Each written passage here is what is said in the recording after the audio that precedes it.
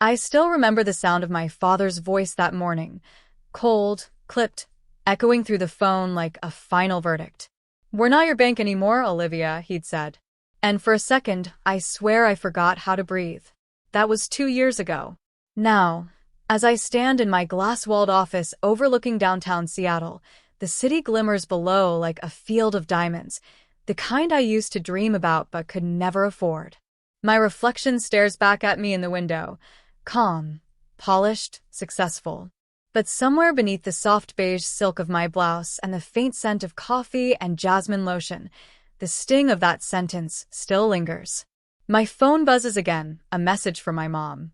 "Dad wants to see you." No explanation. No apology. Just those words. I press my thumb to the edge of my desk, feeling the faint tremor beneath my skin. He must have found out. About me. About what I've built. A small, ironic smile tugs at my lips. They always assumed I'd come running back, desperate and broke.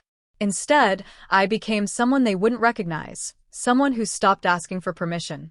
As the city hums outside my window, I whisper to myself, "Not your bank anymore, huh?" Funny how the world turns when you stop owing people interest. I was 22 when it happened, fresh out of college, clutching a degree that felt more like a debt receipt than an achievement.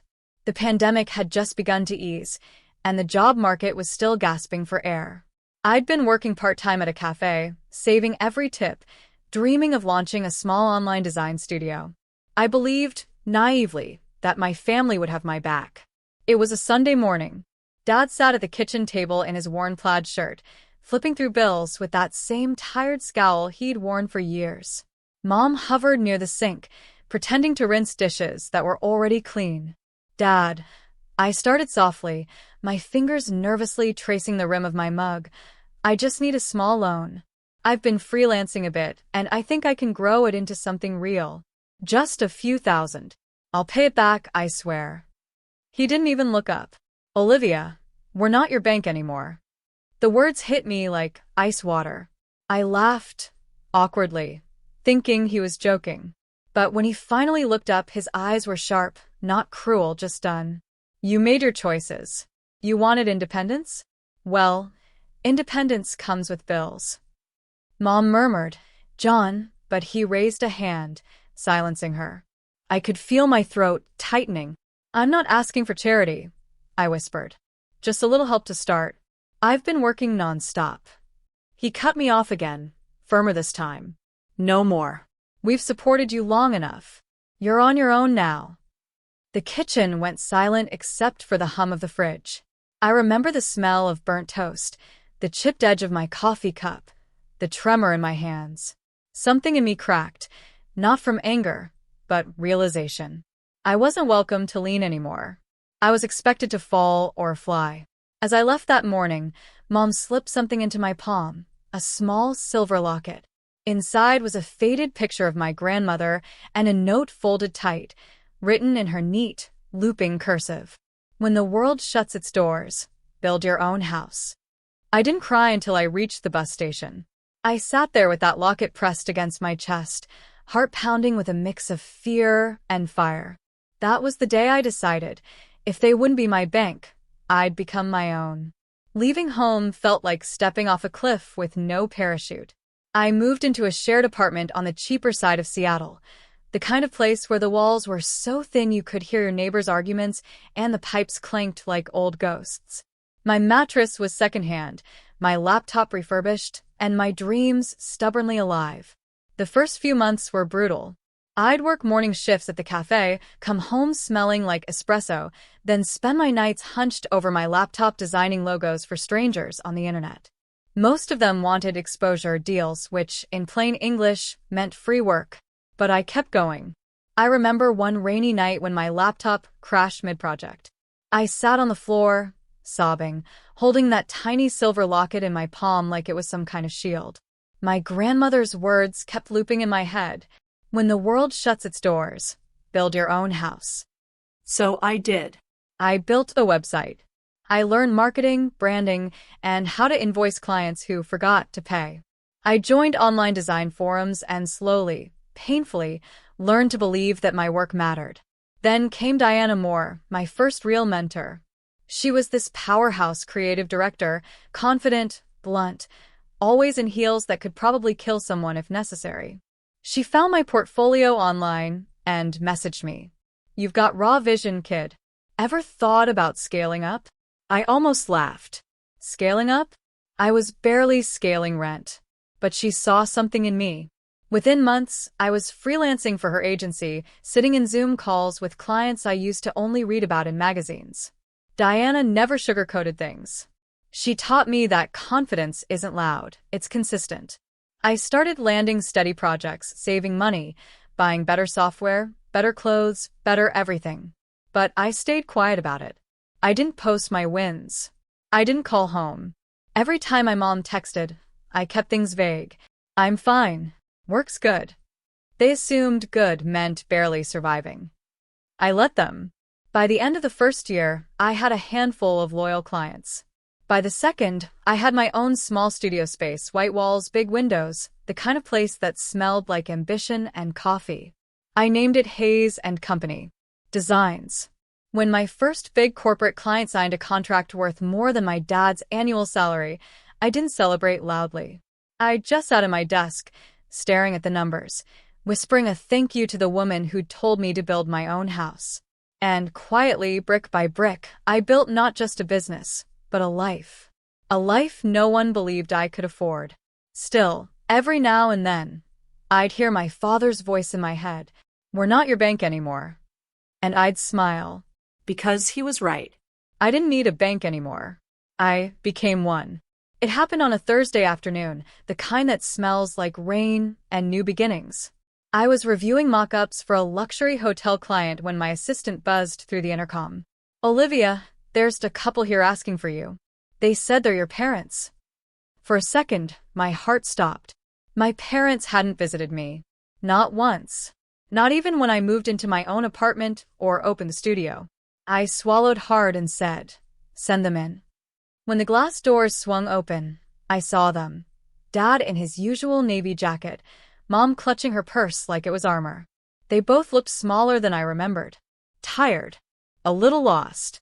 Dad's eyes darted around the studio, the framed artwork, the sleek white desks, the quiet hum of computers. A few of my team members looked up, confused by the unannounced guests. He cleared his throat. "Nice place," he said, his voice rough, hesitant. "Did you rent all this?" I smiled faintly. "No, Dad." "I own it." He blinked, as if I'd just spoken another language. "You own it?" "Yes," I said, steady but soft. "Hayes and Company. Designs, it's mine." The room felt heavy with the weight of his silence. Mom looked around, her eyes glistening with something between pride and disbelief. I gestured toward my office, all glass and warm wood tones, with city views stretching out like a promise kept. "Let's talk inside." Inside, I poured coffee for them, habit, not necessity. The same way I used to do when I still lived at home, trying to earn their approval.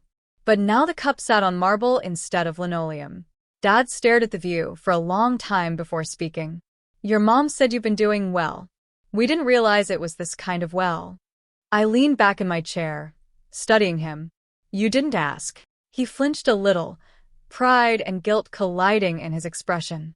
Then he exhaled, long and slow. "We might have misjudged things. I was just trying to teach you responsibility, Olivia. The world isn't easy." I almost laughed. "No." "It isn't. But I didn't need easy. I needed support." His jaw tightened. "We gave you plenty." "No," I interrupted gently. "You gave me limits. And that's fine. You were right, remember? You said you weren't my bank anymore." His face went still. I stood, walking toward the window, letting the city light catch the gold frame of my grandmother's photo on my desk. "Funny thing is, you were teaching me the right lesson, just not the way you thought. You stopped being my bank, so I learned to invest in myself." Mom finally spoke, her voice trembling. "Olivia, your father didn't mean to hurt you. We were scared for you. We thought you'd fail, and we couldn't watch that." I turned to her, my eyes softening. "I did fail, Mom. Many times. But that's how I got here." Dad's voice was quieter now. I'm proud of you. I just didn't see this coming. I smiled, not cruelly, but with the calm of someone who no longer needed approval. Most people don't see miracles until they've already happened. He looked around again, the success, the confidence, the independence, and I could see the reality sinking in. His daughter wasn't a liability anymore. She was an empire. The irony wasn't lost on me. They had once refused to loan me a few $1,000s. Now, if I wanted, I could buy their house in cash. But revenge wasn't what I felt. Just closure. For a long moment, none of us spoke. Rain tapped softly against the glass, and somewhere deep inside, I felt a quiet peace, the kind that comes only after surviving the storm. Then I said, "So, what brings you here, really?"